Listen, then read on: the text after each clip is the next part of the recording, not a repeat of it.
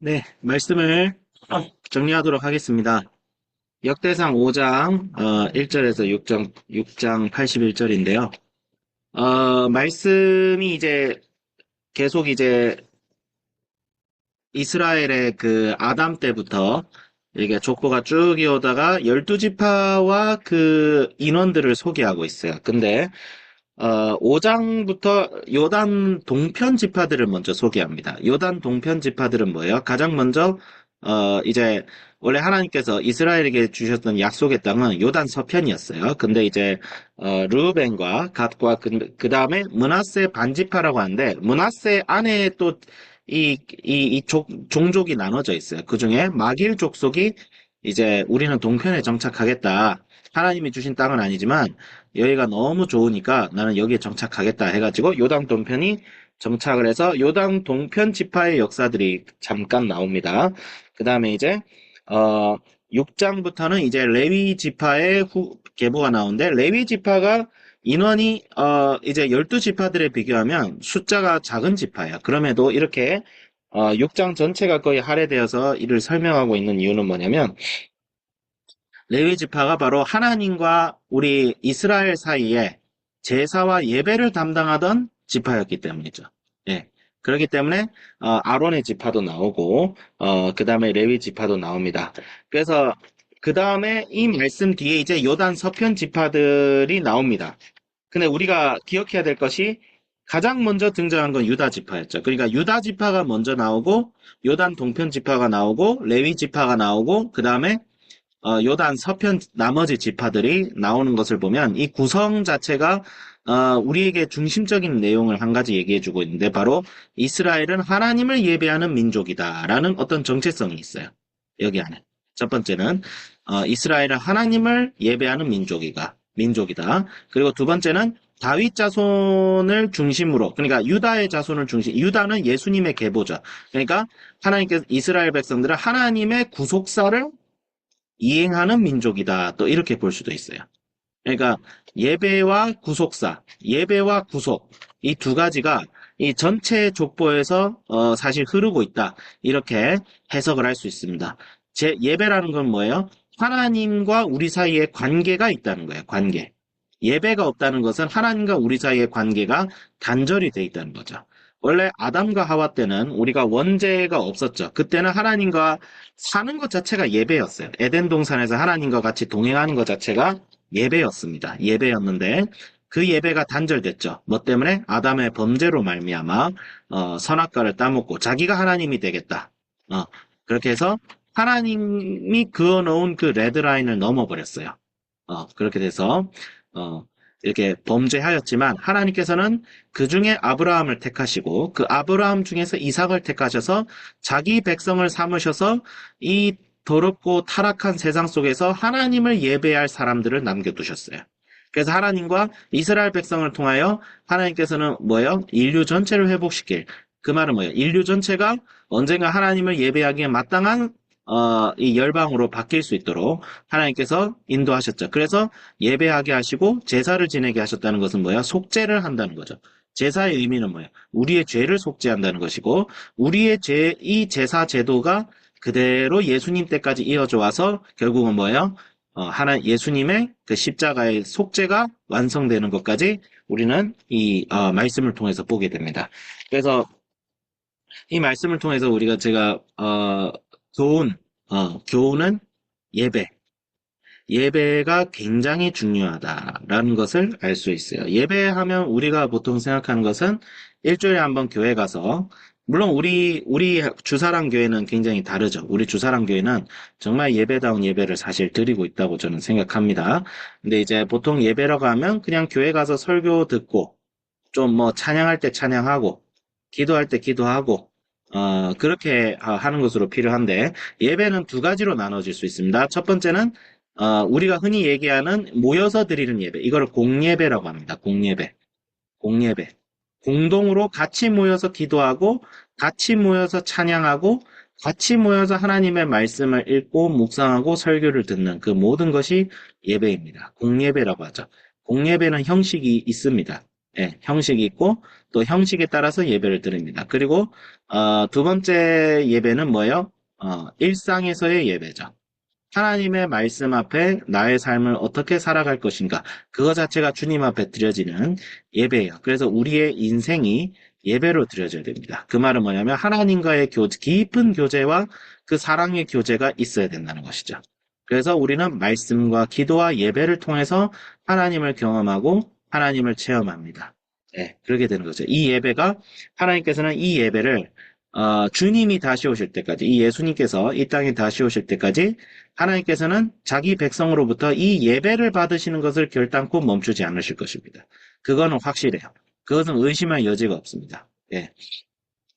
심지어 그 의심할 여지가 없고 지금도 예배가 드려지고 있죠. 심지어 저 이슬람이 여전히 강성이어서 신앙의 자유를 온전히 누리지 못하는 중동에서도 하나님을 향한 예배는 멈추지 않습니다.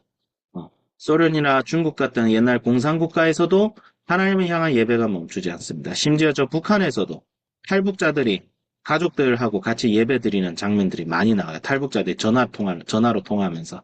그걸 보면 하나님을 향한 예배는 그 어떤 경우에도 그 어떤 세력도 막을 수가 없어요. 근데 그 예배라는 것이 왜 중요하냐? 예배를 통해서 우리는 하나님을 경험할 뿐만 아니라 예수님을 닮아가는 게 사실 예배예요. 예배를 통해서 예수님을 닮아갈 수 있어요. 어, 예수님을 닮아간다는 것은 말씀을 읽고 그것을 그냥 이제 이 말씀대로 못 사니까 나는 잘못됐어. 그게 아니에요. 예, 그게 아니라 예배를 통해서 하나님이 나를 사랑하시는 것과 그분이 나를 위해서 하신 것을 알게 되고 하나님과 동행할 때 그 기쁨과 행복이 차고 넘쳐 흐를 때에 우리가 예수님을 닮아가는 그 에너지가 생깁니다. 에너지. 원동력이 생깁니다. 그 예배를 하나님께서는 이스라엘 백성들이 이 예배를 무시하고 특히 요단 동편 지파들을 보면 알겠지만 하나님을 섬겨야 될 자리에 우상이 들어오죠.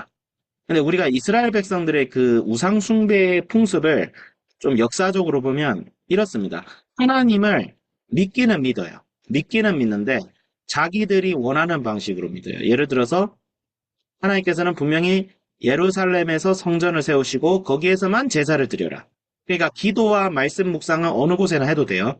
어느 곳에나 해도 되고 이스라엘 백성들의 기도할 처소들은 굉장히 많았어요. 기도는 아무 데서나 해도 돼요. 근데 제사, 속죄의 제사만큼은 예루살렘에서 드리라고 했는데 어떻게 했어요?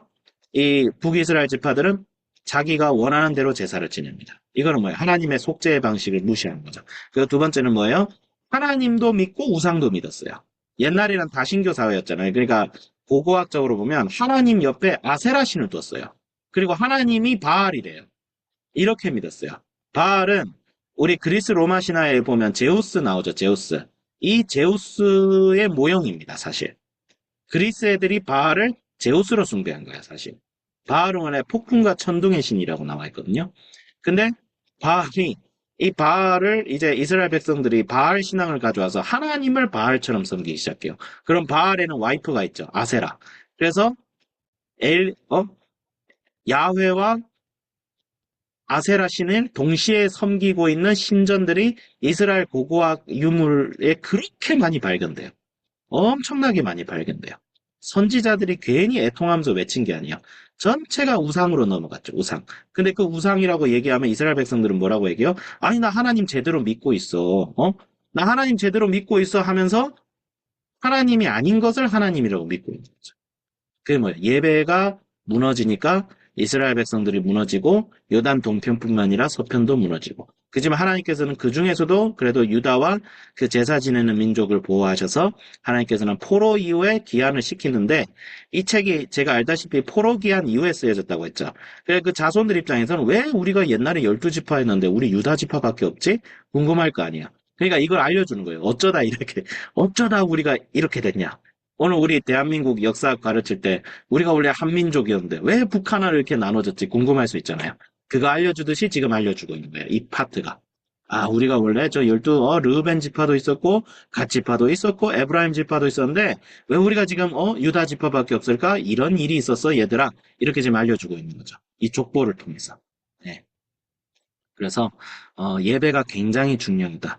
그래서, 우리가 이렇게 매일 성경 말씀을 묵상하고 이렇게 모이는 것이, 물론 이제 예배보단 성경 공부가 더 강하긴 하지만, 이렇게 모여서 모이기 힘쓰고 기도하고 정말 하나님이 살아계심을 매 순간 맛봐야 돼요. 그래야 이 어지럽고, 어려운 세상 속에서, 우리가 승리할 수 있습니다.